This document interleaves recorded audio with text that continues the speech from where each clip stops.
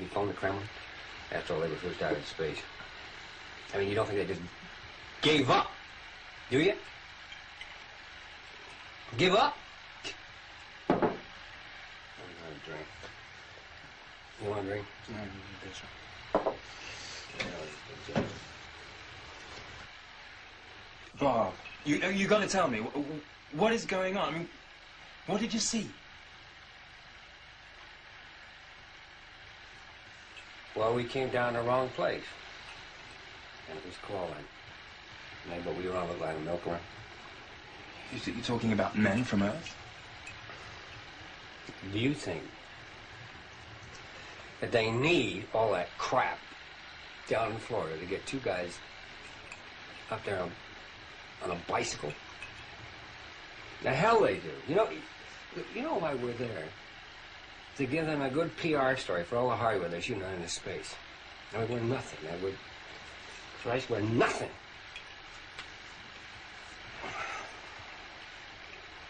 You know why we're there? To keep you bums happy. Stop you from asking questions about what the hell's really going on out there. Look, that's it. That's it. End of story. That's the finish. What's the luck? What's the luck? Ready? Fear, suspicion, unanswered questions, possibly murder. What were we dealing with? Back in London, we did what we could to investigate the claims made by ex-astronaut Bob Grodin. Catherine White reports. The Institute of International Political Studies is a non-government organisation based in London's St James's. It was Grodin's linking of the Pentagon with the Kremlin and the implications behind it that brought me here to talk to Professor G. Gordon Broadbent, author of a major study of US-Soviet diplomacy since the 1950s. The short answer is that I know nothing of US-Soviet relations beyond what has already been made public. We had the celebrated docking in space some time ago. This was presented as an isolated exercise, and as far as I know, was exactly that. Maybe paving the way for more to come.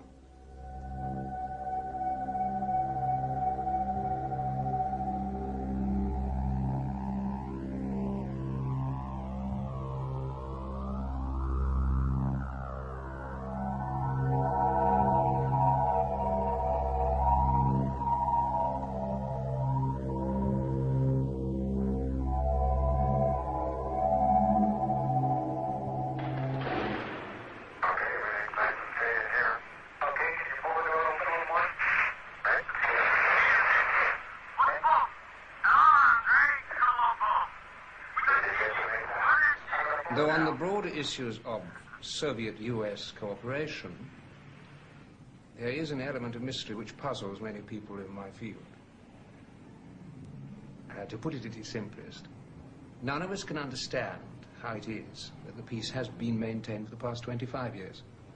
You mean the experts are baffled? But also, for once, in agreement. The popular myth that it's been improved for the balance of nuclear power doesn't, frankly, hold up entirely. And the more you look at it, the less sense it makes. There are too many imbalances, especially when you put it in the perspective of history. So what is your explanation? Essentially, what we're suggesting is that at the very highest level of East-West diplomacy, there is operating a factor of which we know nothing. Now, it could just be, that this unknown factor is a massive but covered operation in space. As for the reason behind it, well, we're not in the business of speculation. T-minus, guidance is internal. 12, 11, 10, 9. Ignition sequence starts. 6, 5, 4, 3, 2, 1, 0. All engine running. Liftoff. We have a liftoff. 32 minutes past the hour. Tower clear.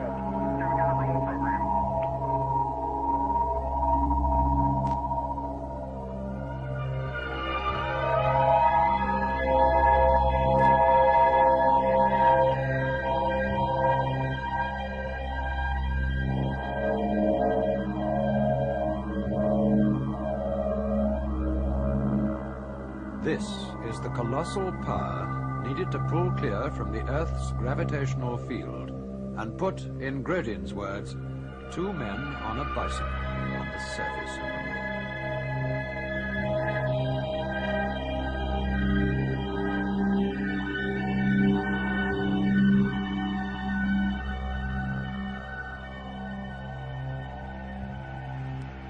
I'm going to step off the limb now.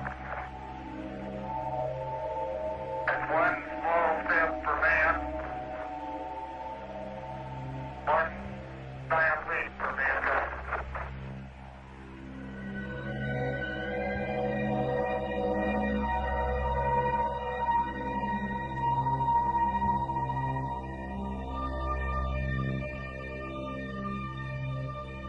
But suppose such immense power did not have to be chiefly consumed in merely getting into space, but could start from space. What kind of travel would that bring within our grasp?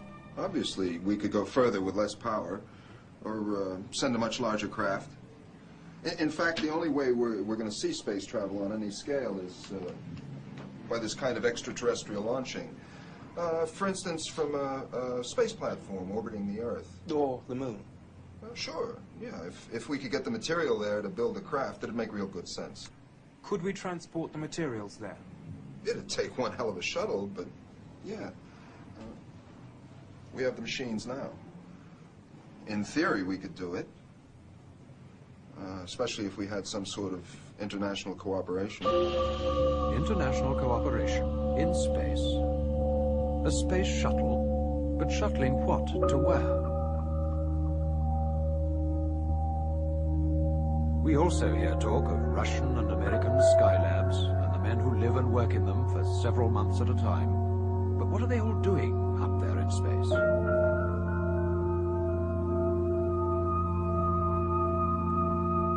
We tend to think of the arms race and the space race as practically the same thing. Visits by one side to the other. Here, Soviet technicians and astronauts are greeted by their American counterparts, have been dismissed as diplomatic courtesies. We have a working relationship that's quite good with the Soviet Union. I'm sure it's going to continue. But the Russians were the first in space with their Sputnik in 1957. And later the same year, the first with a living creature, Laika, the dog. Then they made, 3 years later, the gigantic step with the first man in space, Yuri Gagarin. And later on, the first woman, Valentina. The drive to make the first man on the moon an American was launched by President Kennedy. First wave of modern invention and the first wave of nuclear power. And this generation does not intend to founder in the backwash of the coming age of space. We mean to be a part of it. We mean to lead it. By the late 60s, the Russians, it seemed, had simply dropped out and stopped trying.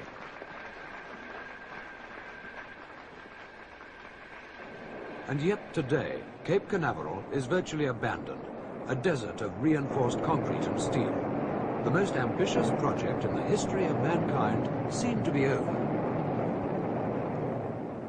Are we to believe that this is where it all ends? Of the estimated 2,000 launchings from Earth to space, at least 60% have been by the Russians. The near side of the moon's surface, the side visible to us here on Earth. The flags indicate acknowledged landings of American and Soviet craft. Among the spaceships the Russians sent up was the Vostok, supposedly not intended to reach the moon's surface. But in 1972, this sighting was recorded. More detail, please. Can you give more detail on what you are seeing? It's something flashing. That's all so far. Just a light going on and off by the edge of the crater. Can you give the coordinates? Well, there's something there. Come in a little further down. It couldn't be a Vostok, could it? Well, I can't be sure. It's possible. The Russian Vostok flights took place in the early 60s. They were, as we've said, Earth-orbiting spaceships, not designed to reach the moon. So what are we to make of this casual suggestion by Houston Mission Control and an equally casual acceptance by the lunar module pilot, that in 1972, an obsolete Russian spaceship is orbiting the moon, flashing its lights.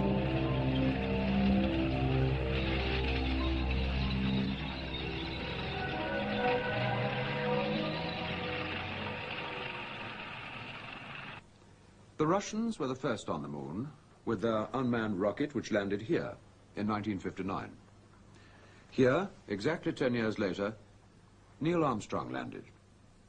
But our researches show another pattern of landings. On the far side of the moon, the dark side, the side hidden from us here on Earth. Are we to assume that this remarkable grouping of American and Soviet landings is mere coincidence? When we returned to Cambridge and presented Dr. Carl Gerstein with the information we'd so far acquired, he finally agreed to speak, on record, about Alternative 3. We had agreed at the Huntsville conference that there was nothing we could do to cut either world population or the consumption of resources essential for survival on Earth. Alternative 3 was a much more limited option. It was an attempt to ensure that at least some of the human race survived the consequences. We were theorists, not technicians, but we realized we were talking about a kind of space travel which had only appeared in scientific fiction so far. What, you mean go to some other planet?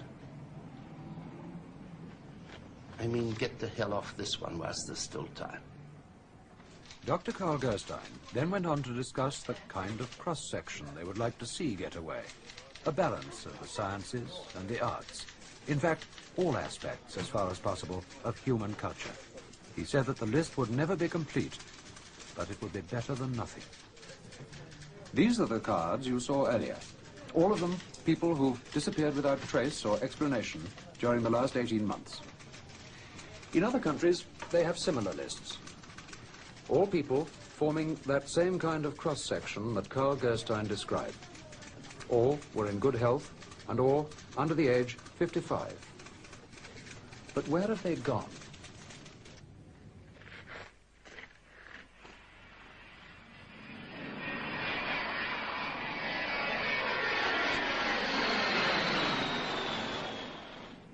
Here is a picture of a supposedly dead planet, the nearest one to Earth. Mars would appear to offer little prospect of survival if these photographs from Viking 2 are to be believed. But are they? Charles Wellborn himself seemed surprised that the Americans, after spending so much money in putting the probe on the surface of Mars, should then equip it with a camera that only focused up to 100 meters, or, as Colin Benson suggested, the average size of a large film studio. What's your answer? Well, you got to remember that all these pictures that we get come in through NASA, and then they're given to the rest of us. If they say it's Mars, we have to believe them. It's the same thing with audio. I mean, we don't hear everything that's said between mission control and the spacecraft. There's a second channel. They call it the biological channel. Officially, it's just for reporting on medical details. In effect, it's the one they switch to when they have something to say they don't want the whole world to listen in on. I mean, sure, that could be a studio in Burbank. But I mean, for God's sake. Mariner 4 passed close enough to Mars to send back the best photographs of its surface we'd had so far. But was it all just like this? Mars has always been a source of fascination to mankind and a mystery. In the early days of astronomy, Mars was believed to have artificially constructed canals, which was taken as evidence of intelligent life on the planet. Later, this theory was discredited. In its place, we had a picture of barren, inhospitable planet. Beyond what has already been made public. We had the celebrated docking in space some time ago. This was presented as an isolated exercise, and as far as I know, was exactly that. Maybe paving the way for more to come.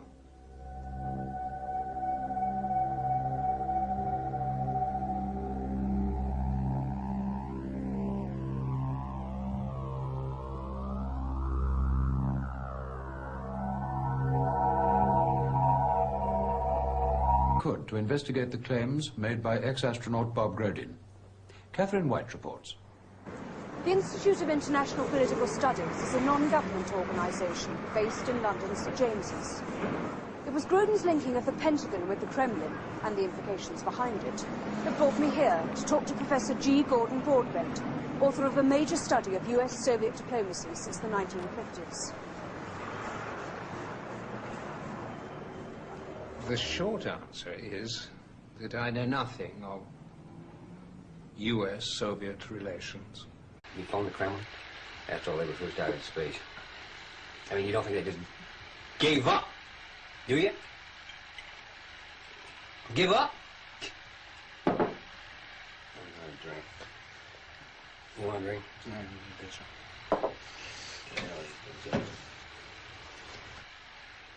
Bob, you got to tell me, what is going on? I mean, what did you see? Well, we came down the wrong place. And it was crawling. But we keep you bums happy. Stop you from asking questions about what the hell's really going on out there. Look, that's it. That's it. End of story. That's the finish. Let's look. Let's look. Ready? Fear, suspicion, unanswered questions, possibly murder. What were we dealing with? Back in London, we did what we could. You want a line of milk, right? You're talking about men from Earth? Do you think that they need all that crap down in Florida to get two guys up there on a bicycle? The hell they do. You know why we're there? To give them a good PR story for all the hardware they're shooting out into space. And we're nothing. Christ, we're nothing.